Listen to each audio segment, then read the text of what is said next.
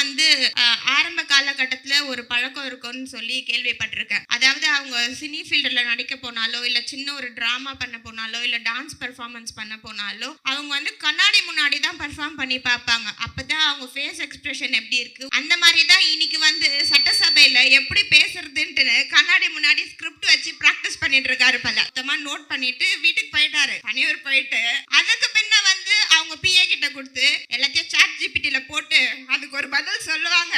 அந்த பதில அப்டேட் ட்விட்ல போட்டுருங்க சரியாயிடும் அப்படின்னு சொல்லிட்டு. ஸோ இந்த மாதிரி chat GPT, reels, Instagram, social media இந்த மாதிரி ஆட்சி தான் வந்து நடைபெறுகிறது. தற்கொலைகள் அப்படின்னு சொன்னா அவங்க எல்லாருக்குமே கோவம் வருது. அதை வந்து வேற மாதிரி மாத்தி விடுறாங்க. ஓட்டு போட்ட மக்களை வந்து தற்கூரிகள் சொல்றாங்கன்னு. ஓட்டு போட்ட மக்களை நாங்க தற்கூரிகள் சொல்லல. ஓட்டு போட்ட மக்கள் உங்களை நம்பி ஓட்டு போட்டிருக்காங்க. தற்கூரி தனமா நடந்துக்காம பொறுப்போடு நடந்துக்காங்கன்னு தான் நாங்க எல்லாருமே வந்து திரும்ப திரும்ப சொல்றோம். இவரை போல கஜானாவை தொடச்சு வச்சுட்டாங்க, வலிச்சு வச்சுட்டாங்க, சாணி போட்டு முழுகி வச்சுட்டாங்க, இப்படின்னு ஏமாத்துற கதையெல்லாம் திமுக எந்த காலத்திலயும் சொன்னது கிடையாது. இன்றைக்கு முத்தமிழ் அறிஞர் கலைஞர் ஐயா அவர்களின் பிறந்தநாளை முன்னிட்டு தான் இந்த நிகழ்ச்சி வந்து நடைபெறுகிறது. இன்றைக்கு இந்த அரங்கம் முழுவதுமா பெண்கள் நிறையக்கூடிய சூழல் உருவாகி இருக்கிறதுனா அது முழுக்க முழுக்க முத்தமிழ் அறிஞர் கலைஞர் ஐயா அவர்களால் தான். இன்றைக்கு பெண்களுக்கு சம உரிமை, பெண்களுக்கு சொத்தில் பாதி, கண்ணொளி திட்டம், சுய உதவி குழுக்கான வாய்ப்புகள், இப்படி பல்வேறு திட்டங்களை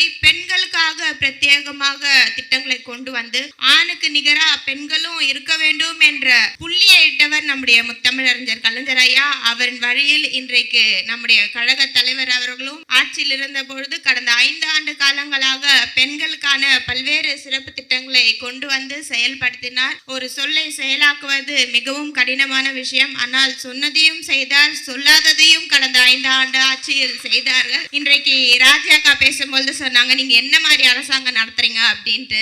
இன்னைக்கு அரசை ஆளக்கூடியவர்கள் பல்வேறு அறிவிப்புகளை வந்து அவங்க மேனிஃபெஸ்டோல வந்து கொடுத்திருந்தாங்க. ஆனா கொடுத்தது எல்லாமே கட் காப்பி பேஸ்ட் தான். மீண்டும் சொல்றேன், நீங்க கட் காப்பி பேஸ்ட் ஆச்சு தான் பண்றீங்க. அதே போல ராஜாக்கா பேசும்போது குறிப்பிட்டு இருந்தாங்க, அவர் கண்ணாடியை பார்த்து ஸ்கிரிப்ட் படிப்பாங்க. பொதுவாகவே இந்த ஆர்டிஸ்டுக்கெல்லாம் வந்து ஆரம்ப காலகட்டத்துல ஒரு பழக்கம் இருக்கும்னு சொல்லி கேள்விப்பட்டிருக்கேன். அதாவது அவங்க சினி ஃபீல்டில் நடிக்க போனாலோ இல்ல சின்ன ஒரு டிராமா பண்ண போனாலோ இல்ல டான்ஸ் பெர்ஃபார்மன்ஸ் பண்ண போனாலோ அவங்க வந்து கண்ணாடி முன்னாடி தான் பெர்ஃபார்ம் பண்ணி பார்ப்பாங்க. அப்பதான் அவங்க ஃபேஸ் எக்ஸ்பிரஷன் எப்படி இருக்கு, உடம்பு பாவனை எப்படி இருக்கு, வெளிப்படையா எப்படி அதை நம்ம பண்றோம், அது ரிசீவ் ஆகுறவங்களுக்கு எப்படி ரிசீவ் ஆகும், இப்படி எல்லாமே வந்து கண்ணாடி முன்னாடி நின்று தான் வந்து எல்லாருமே பிராக்டிஸ் பண்ணுவாங்க. அப்படிதான் இவரும் ஒரு காலத்துல டான்ஸ் வராதுன்ற காலகட்டத்துல வந்து பிராக்டிஸ் பண்ணதான் நான் கேள்விப்பட்டிருக்கேன். அந்த மாதிரி தான் இன்னைக்கு வந்து சட்டசபையில எப்படி பேசுறதுன்ட்டு கண்ணாடி முன்னாடி ஸ்கிரிப்ட் வச்சு பிராக்டிஸ் பண்ணிட்டு இருக்காரு. பல கடந்த சட்டசபையில வந்து நம்முடைய எதிர்கட்சி தலைவராக இருக்கக்கூடிய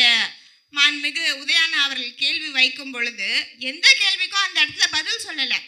நோட் பண்றாரு, ஒவ்வொரு பாயிண்டா நோட் வச்சு நோட் பண்றாரு. எல்லாருமே அதை வந்து நியூஸ்ல பார்த்துருப்பீங்க. நோட் பண்ணிட்டு அந்த இடத்துல வந்து எல்லாருமே இதற்கு முன்னாடி முதலமைச்சராக இருந்தவர்களாக இருந்தாலும் சரி, எதிர்கட்சி தலைவர்களாக இருந்தாலும் சரி, எதில் இருக்கவர்கள் பேசக்கூடியவர்களை நோட் பண்ணி அதுக்கு என்ன விடை அடைக்கணும் அப்படின்ட்டு பாயிண்ட் மறந்துக்கூடாது, ஹிண்ட் மாதிரி வச்சு நோட் பண்ணிட்டு பதில் சொல்லுவாங்க. ஆனால் இவர் என்ன பண்ணுறாரு, மொத்தமாக நோட் பண்ணிட்டு வீட்டுக்கு போயிட்டாரு. தனியூர் போயிட்டு அதுக்கு பின்ன வந்து அவங்க பிஏ கிட்ட கொடுத்து எல்லாத்தையும் சாட் ஜிபிடில போட்டு அதுக்கு ஒரு பதில் சொல்லுவாங்க. அந்த பதிலை அப்டேட் ட்விட்ல போட்டுருங்க சரியாயிடும் அப்படின்னு சொல்லிட்டு. ஸோ இந்த மாதிரி chat GPT, reels, Instagram, social media இந்த மாதிரி ஆட்சி தான் வந்து நடைபெறுகிறது.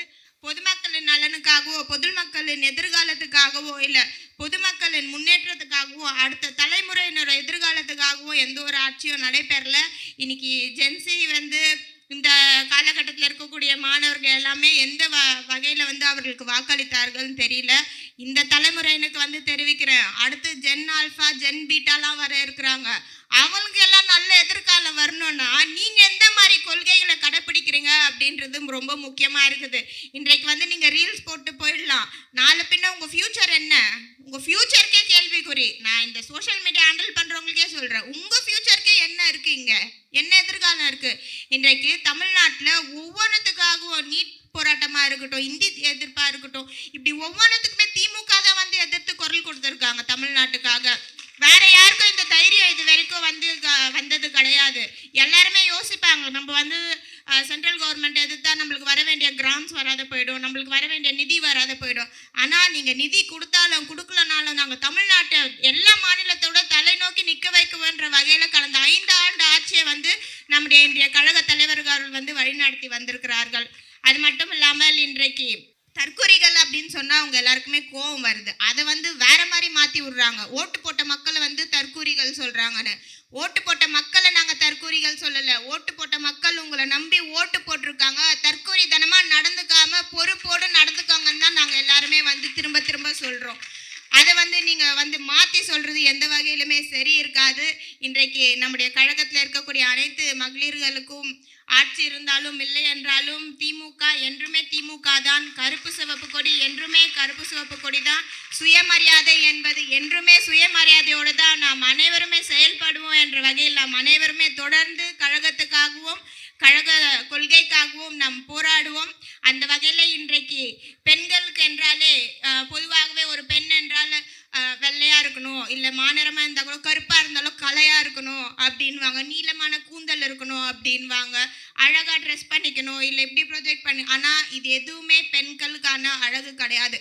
ஒரு பெண்ணுக்கு அழகு இருந்தாலே சுயமரியாதை தான். அந்த சுயமரியாதையை உருவாக்கி தந்தது திராவிட முன்னேற்ற கழகம்.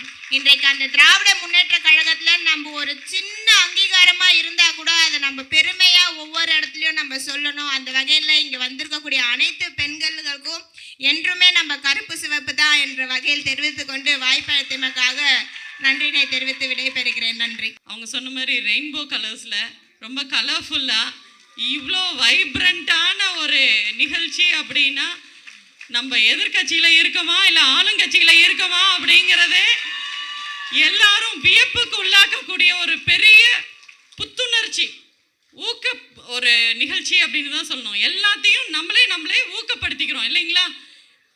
சீனியர்ஸ்லாம் கொஞ்சம் பேர் அக்காவை பார்த்தோன்னே கொஞ்சம் எமோஷன் ஆனாங்க. ஆனால் இப்போ களத்தில் யார் ஆட்சியில் இருக்காங்க இல்லை எதிர்கட்சியாக இருக்காங்களா திமுக அப்படிங்கிறத டிஃப்ரென்ஸே தெரியாத அளவுக்கு இன்னைக்கு நம்ம தான் களத்தில் இறங்கி வேலை செஞ்சுட்டு இருக்கோம். அவங்க எல்லாம் என்ன பண்ணுறாங்க? சிங்கப்பெண்ணுன்னு ஸ்டிக்கர் ஒட்டிட்டு அவங்க பின்னாடியே ரீல்ஸ் வண்டி வேற பின்னாடியே போகுது. ஆனால் நம்மளுடைய பெண்கள் அக்கா மகளிர் தொண்டரணி ராஜேஸ்வரி அக்கா சொல்கிறாங்க, இப்போதான் நான் பேச்சாளராக மாறுறேன், ஆதங்கத்தில் எனக்கு பேச்சு வருது அப்படிங்கிறாங்க. அவங்களாம் என்ன பண்ணுறாங்க? ரீல்ஸ் மட்டுமே தான் போடுவாங்க. அவதூறுகளை ரீல்ஸ் போடுறதுக்கும் தரவுகளோடு எத்தனை கோயில் நம்ம புறநமைச்சிருக்கோம், எவ்வளோ கோடிகள் நம்மளுடைய சொத்துகள் வந்து கோயில் சொத்துக்களை 7000 கோடி மீட்டு எடுத்திருக்கோம் அப்படிங்கிற தரவுகள் படி பேசுறது தான் திமுக. அப்படியே போற போக்கில் வந்து அக்கா சொல்ற மாதிரி முறுக்கு சாப்பிட்டு முறுக்கு டெஸ்ட் பண்ற டீம் நம்ம கிடையாது. அப்படியான பெண்கள் நிறைந்து இருக்கக்கூடிய இந்த திமுகவில் கழக இளம் தலைவரி நம்ம உதயண்ணா வந்து இளம் பேச்சாளர்களை உருவாக்குனாங்க. இப்போ இனிமேல் நம்மளுடைய மகளிர் அணியில தரவுகளோடு பேசக்கூடிய மகளிர்களை காண முடியும். இந்த 5 ஆண்டுகள் நம்மளுடைய கழக தலைவர் அவர்களை ஆட்சி கட்டில் அமர வைக்கும் வரை நம்ம ஒவ்வொருத்தரும் பெரிய பெரிய பேச்சாளர்களாக காண போகின்றோம் அப்படிங்கிறது இங்கிருந்து ஆரம்பிக்க போகுது அப்படிங்கிறது கண்கூட பார்க்க முடியுது. அன்பார்ந்த மதிப்பிற்குரிய முதலமைச்சர் அவர்களே, 2 விஷயம் மட்டும் சொல்லிக்கிறேன். நம்மளுடைய முத்தமிழறிஞர் டாக்டர் கலைஞர் அவர்களுடைய ஆட்சி அமையும் பொழுது பெண்களுக்கு அடுப்பு கொடுக்கலான்னு சொல்லிட்டார் தலைவர். உடனே அதிகாரிகள் என்ன சொன்னாங்க? அதெல்லாம் வேண்டாங்க, ரொம்ப செலவாகும், ஒரு பர்னர் வச்சு அடுப்பு கொடுத்துடலாம், மக்களை ஏமாத்திடலாம், நம்மளுக்கு நிதியும் கம்மியாகும் அப்படின்னாரு. ஆனால் கலைஞர் அவர்கள் என் வீட்டு பொம்பளை பிள்ளைங்க ஒரு அடுப்புல சோறும் ஒரு அடுப்புல குழம்பும் பொங்கி வச்சுட்டு அவங்க படிக்க போகணும், அவங்க வேலைக்கு போகணும்னு சொன்னவரு முத்தமிழறிஞர் டாக்டர் கலைஞர் அவர்கள்.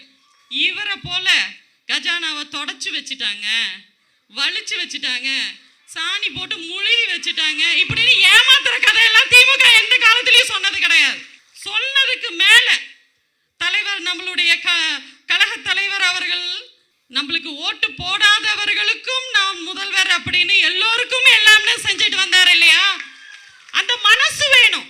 பிள்ளைங்க கல்லூரி பிள்ளைகள் சொன்னாங்க, கழக தலைவர் ஈரோடு வந்து இந்தப்ப கல்லூரி மாணவிகள் சொன்னாங்க, அப்பா நீங்கள் வந்து மாதம் புதுமை பெண்ணுக்கு 1000 ரூபா தரீங்க, நான் முதல்வன் அப்புறம் தமிழ் புதல்வனுக்கெல்லாம் 1000 ரூபா நீங்கள் தரீங்க, இது அரசு பணம் தானே அப்படின்னு பேசுகிறாங்க பின்னாடி ஏளனமா. அதை கொடுக்கறதுக்கும் இத்தனை வருஷம் ஆட்சியில் இருந்தவங்க யாருக்கும் மனசு இல்லைன்னு ஒரு சின்ன பொண்ணு சொல்லுச்சு. இப்போ உங்களுக்கு மனசு இல்லை சார், சிஎம் சார், உங்களுக்கு மனசு இல்லை, கொடுக்கறதுக்கு மனசு இல்லாம தான் தொடச்சு வலிச்சு வச்சுட்டாங்கன்னு ஃபர்ஸ்டே அவர் ஒத்துக்கிறாரு. தன்னுடைய தோல்வியே அவர் சிஎம்மாக உறுதியை ஏற்கும் பொழுதே அவர் என்னால முடியாதுங்கிறத அங்கேயே நிரூபிச்சுட்டு தான் ஆட்சி கட்டிலேயே அமர்ந்திருக்கார். அப்படி ஒரு கையாளாகாத முதலமைச்சராக இருக்காங்க. நம்ம கேள்வி கேட்க வேண்டியது 2500 ரூபாய் எங்க சார் தான் கேட்கணும். தலைவர் ரொம்ப பாவப்பட்டு என் பொம்பளை பிள்ளைங்க மாசம் 1000 ரூபாய் வாங்கிட்டு இருந்தாங்க, எங்க வீட்டு மகளாக என் வீட்டு தங்கச்சியாக அவளுக்கு இந்த மாசம் 1000 ரூபாய் வரலைன்னா அவ கையை பிணைஞ்சுக்கிட்டு இருப்பாளே அப்படிங்கிற ஒவ்வொரு பெண்களின் மன வலியை உணர்ந்தவர் முத்துவேல் கருணாநிதி ஸ்டாலின் அவர்கள். அதுக்காக பரிதாபப்பட்டு நாங்கெல்லாம் வந்துட்டு ஏங்க ஐயா நீங்க போய் அதெல்லாம் வாங்கி கொடுக்குறீங்க, இந்த ஓட்டு போட்ட மக்கள் அப்பதானே அவங்களுக்கு புரியும் இவங்கனால என்ன, இந்த அரசு தாவேகா அரசுனால என்ன பெனிஃபிட் வரப்போகுது, இவங்க எவ்வளோ சாதுரியமாக ஆட்சி புரிய முடியும் அப்படிங்கிறத மக்கள் உணரணும். இல்லை கொஞ்சம் டைம் கொடுங்கன்னு நாங்கள் சொன்னாலும் என் பெம்பளை பிள்ளைங்களை நாங்கள் தவிக்க விட்டுற மாட்டோம் அப்படின்னு சொல்லி தொடர்ந்து பெண்களுக்கான திட்டங்களை கொடுத்துட்டு இருக்கிறாரு. இவர் என்ன பண்றாரு, தினம் பெண்கள் ரீல்ஸ் போட்டுக்கிட்டு இருக்காங்க. பெண்களுக்கான ஸ்டிக்கர், என்னென்ன ஸ்டிக்கர், பிங்க்கு பேட்ரோல இவங்க சிங்க பெண்ணுன்னு மாத்திக்கிறது, இந்த மாதிரிலாம் அவங்களோட பாட்டை ட்ரம்ஸ்ல அடிக்கிறது, இது வியூஸ் எல்லாம் போகிறதுக்காக அடிச்சா மட்டும் போதுமா? தினம் பெண்களுக்கான திட்டம் கொடுத்த திராவிட முன்னேற்ற கழகத்தின் ஆட்சி எங்க? தினம் பச்சிளம் குழந்தைகள் 3 வயது 12 வயது குழந்தைகள் பாலியல் வன்புணர்வுக்கு ஆளாகுகின்ற அரசு எங்க? இதுதான் நம்மளுடைய கேள்விக்குறியான ஒரு அரசு. இது தற்குறிய இல்ல ஆச்சரியக்குறினாங்க, இது கேள்விக்குறியான தாவேகா அரசு என்று கூறி விடைபெறுகிறேன். நன்றி.